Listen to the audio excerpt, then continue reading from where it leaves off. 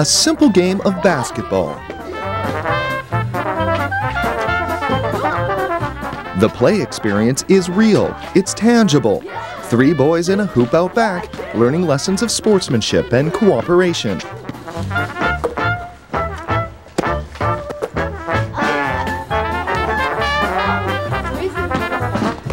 Historically, our play activity has been very social, relying heavily on interaction and imagination. But what about video game play? Increasingly for young boys, coming home from school means going into their rooms and plugging into the video game system. When they're doing that, we should remember that they're not outside playing with their peers, they're not exploring their neighborhood or forming social bonds with people around them. What they're doing is they're plugging into a pre-programmed game experience that controls their imagination. According to Klein, traditional forms of play promote a wide variety of experiences, but the range of experience offered by the video game is simply limited to what will sell in the market. This means that in most cases, the experience offered to the gamer is primarily designed to promote conflict and intensity. Video games are more than a toy. They're a communication medium, and by that we mean that when kids play, they not only experience the content, but they interact with that content in a unique way, which means that when they're playing, they're also assimilating values and norms and themes that are embedded in that play experience. So what are video games communicating to our children? And what effect, if any, do they have on our kids?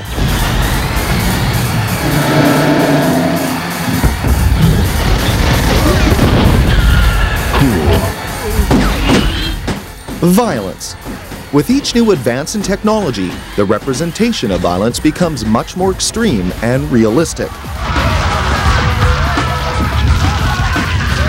Violence spans the universe of gaming, providing in one form or another the key entertainment value in almost all genres. With little doubt, the most popular video games are violent. And for many gamers, experiencing violence is the motivating factor to play. It means a lot because it makes you have a goal and stuff to hurt the person. Hurt them harder. Because like normally it would be like either racing or hurting on a person. Because what else would you have? What other like goals would you have? In many of the most popular games, the only goal is to kill. And the groundbreaking Doom and the extremely successful Duke Nukem are good examples. In these games, players experience spectacular levels of violence, as if they were looking straight through their own eyes and right down the barrel of a gun. These games are called in the trade first-person shooters, and they are being implicated in spreading the virus of violence now infecting teenage culture. Tonight, another school shooting, this time in Alberta. 2 students are shot, another is in custody. Was it a copycat crime? The recent rash of school shootings, from Littleton, Colorado to Taber, Alberta, have triggered new calls in the media to curb violence in video games. Recent outbreaks of youth violence, such as the tragedy at Columbine High School, have brought some fresh attention to violent video games. Many of the teen killers involved in the school massacres were avid players of first-person shooters. And as these murderous students leave a trail of carnage in the classroom, the parents of the victims are beginning to question video game violence in an attempt to explain the unexplainable. You know, on a video screen, the blood doesn't have any smell. You can't touch it, you can't feel it. I think that the video games are just like the straw that broke the camel's back. You know, we're not saying this is the only thing that is causing them, but it is a contributing factor.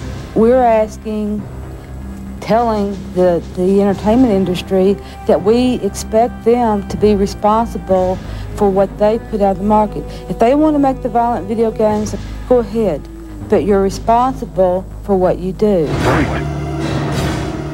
This call for industry responsibility is nothing new. In the early 1990s, the game Mortal Kombat, which is sanitary compared to today's standards, sparked a continent-wide debate. Canadian and U.S. lawmakers pressured game manufacturers to institute a game rating system to warn parents and to develop voluntary codes of conduct to limit violence. However, these measures have done little to curb the explosion of violence in video games. Come in and have a seat. What we're going to do today is get you to play a couple of video games, so go ahead and sit down. And we'll have you With so much concern and so little clear evidence regarding the specific effects of long-term exposure to video game violence, the SFU research team conducted the Icarus experiment. What we're measuring on the forehead is something called EMG. And what you can correlate EMG with is how much a person is concentrating. The Icarus experiment is designed to measure a variety of different physiological responses of both male and female gamers playing both violent and non-violent video games. What we're looking for is the first step to understanding what happens to kids, how they react to playing video games. And when we look at their physiological response, we can compare that with their self-reports about how they feel about how they're playing and see if we're actually seeing them respond in ways different than television, radio, or other media. One of the things about a violent game is it creates a situation where the players have to really attend to the game. Stop doing that. Oh, jeez. If they stop paying attention, the game's over. So with a violent game, you get a really tight feedback. The Icarus research taught us a lot about the emotional experience of video game players. First, it taught us that watching video games is very different than playing them. The interactive experience creates greater intensity. Second of all, it taught us that girls experience violence in video games differently than boys do. That's a very important issue. And third, it taught us that violence itself, violent games, have a different quality of experience than non-violent games. According to Dr. Klein's research, heavy gamers are becoming increasingly desensitized to violence. That is, after repeated exposure over extended periods of time, players become no longer shocked by extreme levels of violence, and subsequently, they develop an emotional numbness to the act of killing. There's a chainsaw, there's a handgun, there's a super shotgun and a normal shotgun. 7-year-old Stefan Gander is playing Doom, and at his young age, he is extremely susceptible to the desensitization effects of violent gaming. So why do you like the chainsaw so much? It's so fun to kill everyone with. When you have God mode on it, it's especially really fun. Stefan is a prime example of how violent games promote a cavalier attitude towards the killing of other human beings. Watch this is fun. You can kill a lot of people with that. And clearly, the process by which young children learn to understand the world around them is being affected by violence in video games. I think there is no doubt that it contributes to a different sensibility to experience killing in that intensity over a duration of time must change the way you think about killing and what it means to kill. This concern over desensitization is by no means restricted to video games.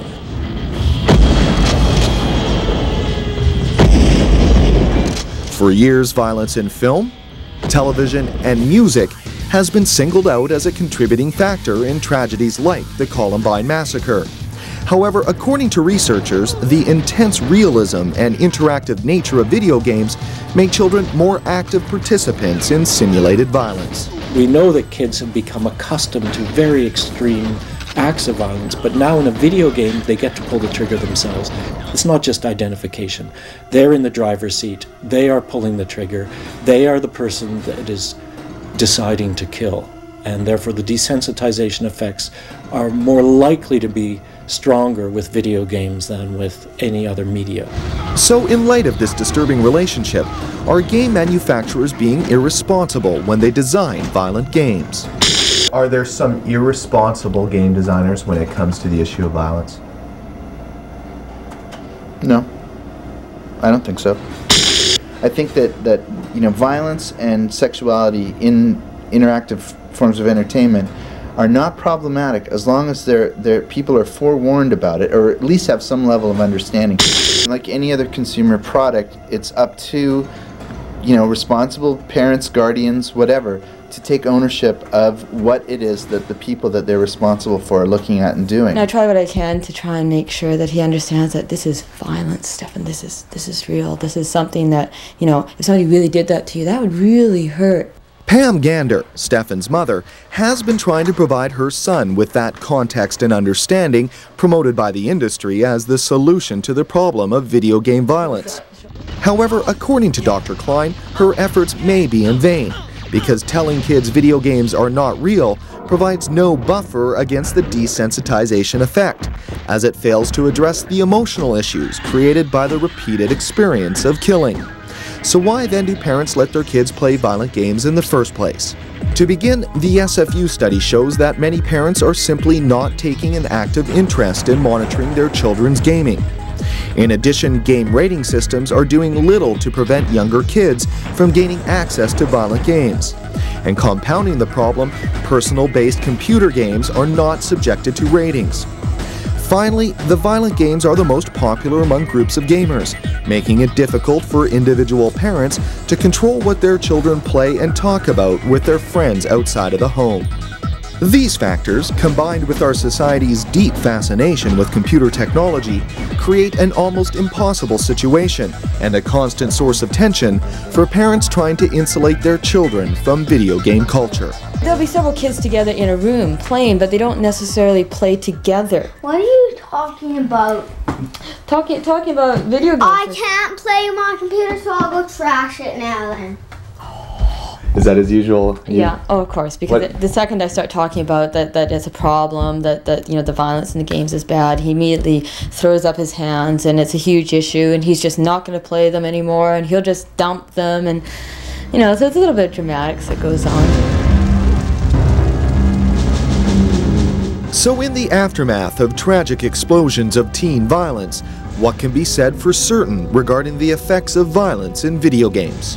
Certainly it's ludicrous to assume that every kid that plays violent video games is going to go out into the schoolyard and shoot up their friends. But I do think we have to ask for very vulnerable kids who are maybe isolated in their lives what it means to go into their rooms and shoot 1,000 avatars a night over the course of a year. We're talking about very violent fantasies. And what does it mean to develop this experience in your life of enjoying killing in that way? Certainly, it seems that video games are training our children to celebrate violence, while at the same time desensitizing them to the social consequences of violent action. And while researchers are still a long way away from completely understanding the effects of violent gaming, it seems clear that video games are at least contributing to the virus of violence now infecting teen culture. Next, we're going to take a final look at the effects of video game play when Insert Coin returns.